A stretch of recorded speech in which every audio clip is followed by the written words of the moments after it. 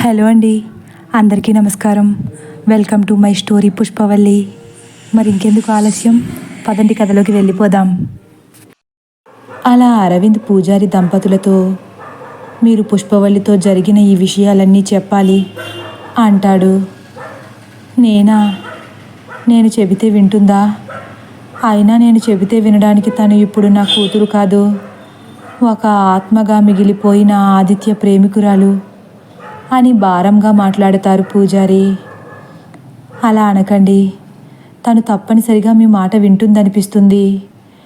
ఎందుకంటే ఒక ఆడపిల్ల తన తండ్రి కన్నా ఎక్కువగా ఎవరిని ప్రేమించదు. ఒకవేళ ప్రేమించాల్సి వచ్చినా తన తండ్రి తర్వాతే ఎవరైనా. పుష్పవల్లి ఆదిత్యను ప్రేమించడం నిజమే అయ్యుండొచ్చు. తను ఏ కారణాల వల్ల ప్రేమించాల్సి వచ్చిందో మనకేం తెలుసు. కానీ తనకు మీ మీద ప్రేమ ఎప్పటికీ చచ్చిపోదు అని చెప్పుకొస్తాడు అరవింద్. అదే నిజమైతే తను ఆదిత్య కోసం కాకుండా మా కోసం పరితపించేది కదా. ఊళ్ళో అందరికీ కనిపించే బదులు మాకు ఒక్కసారైనా కనిపించేది కదా అంటుంది శారద. తను మనిషి కాదండి, మీ కళ్ళ ముందు కదలాడడానికి ఒక దెయ్యం. తన పరిస్థితిని చూసి మీరు తట్టుకోలేరన్న ఉద్దేశంతో మీ ముందుకు రావడానికి జడుస్తుందేమో అంటాడు కిషోర్ కూడా. సరే, తను మా మాట వింటుందని మీకు నమ్మకం ఉంటే, నేను తనతో మాట్లాడడం వల్ల మీ కుటుంబానికి మంచి జరుగుతుందంటే మీరు ఏం చేయమంటారో అదే చేస్తాను అని పూజారి గారు మాట్లాడుతుంటే పైన గోడకు తగిలించి ఉన్న రాముల వారి ఫోటోకు అలంకరించిన మందార పువ్వు ఒకటి పూజారి భుజంపై వాలుతుంది. అందరూ ఆశ్చర్యంగా పైకి చూస్తారు.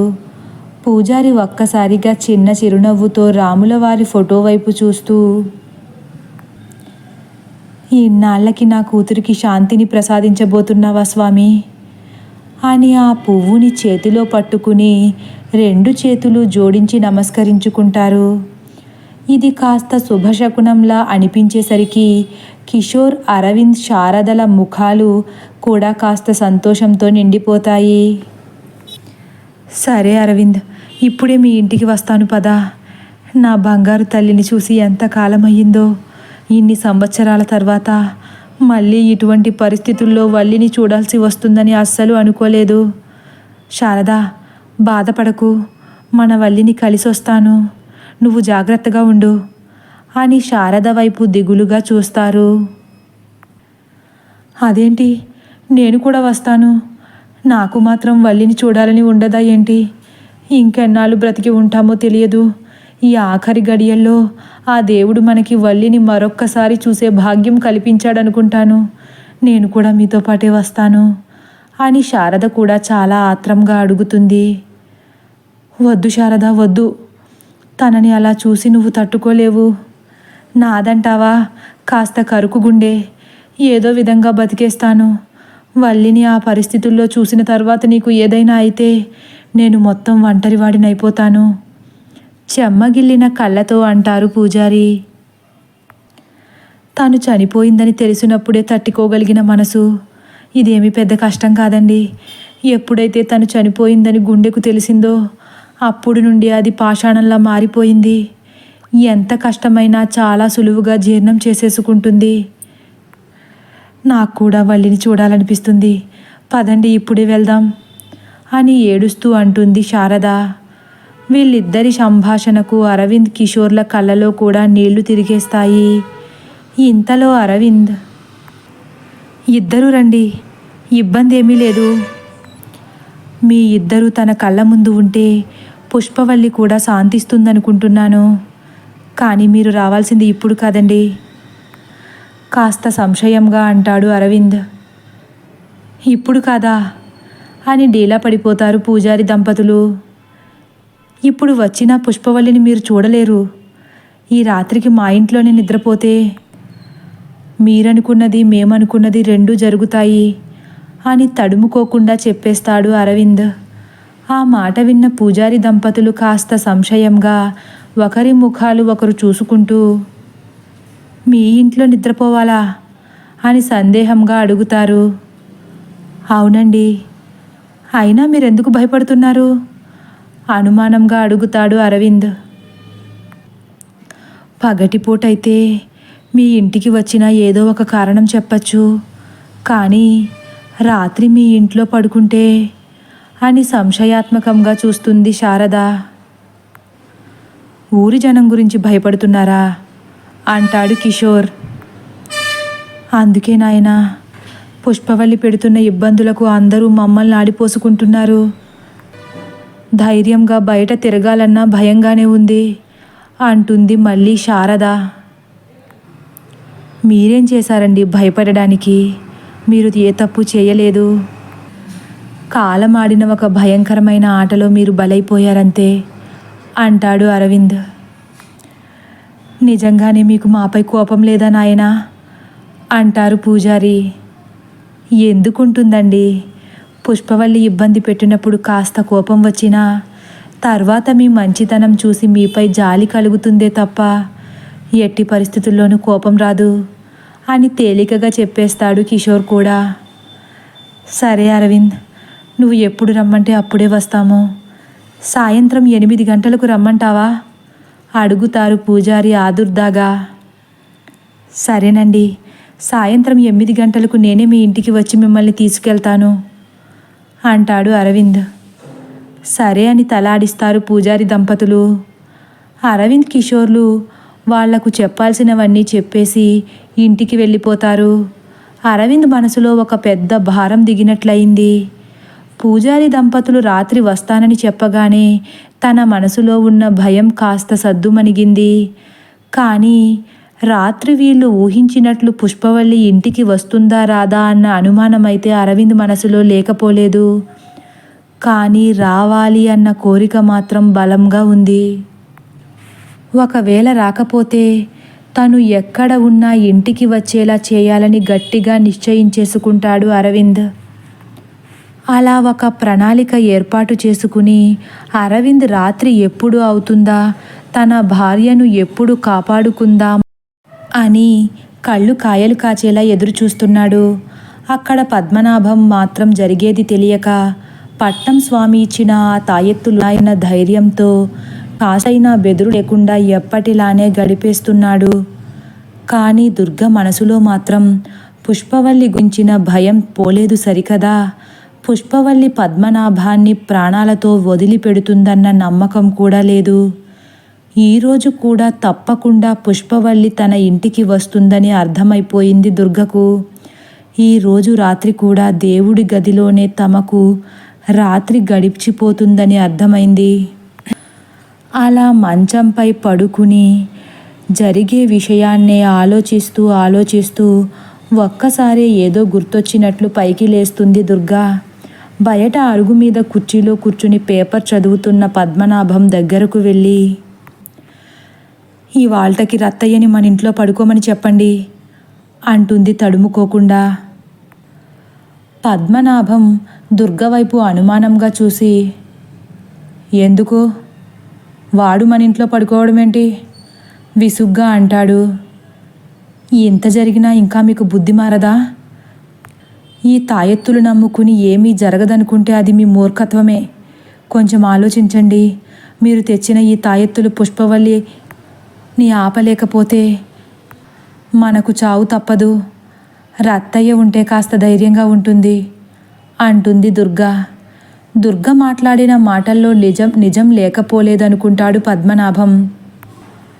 తను చెప్పినట్లే ఆ పుష్పవల్లి శక్తికి ఈ తాయెత్తులు పనిచేయకపోతే ఈ రాత్రికే తన ప్రాణాలు పోతాయన్న సందేహం వచ్చి పడింది.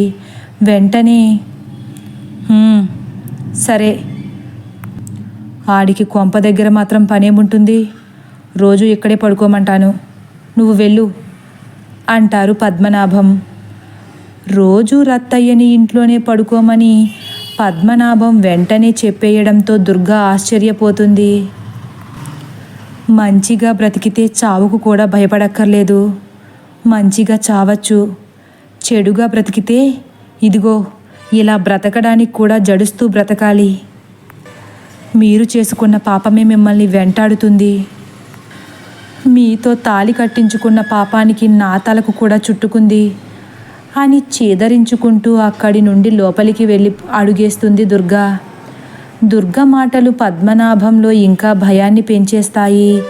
కానీ తన భయాన్ని భయంలా బయట పెట్టకుండా కోపం రూపంలో బయట పెడతాడు. పాపమేంటి పాపం?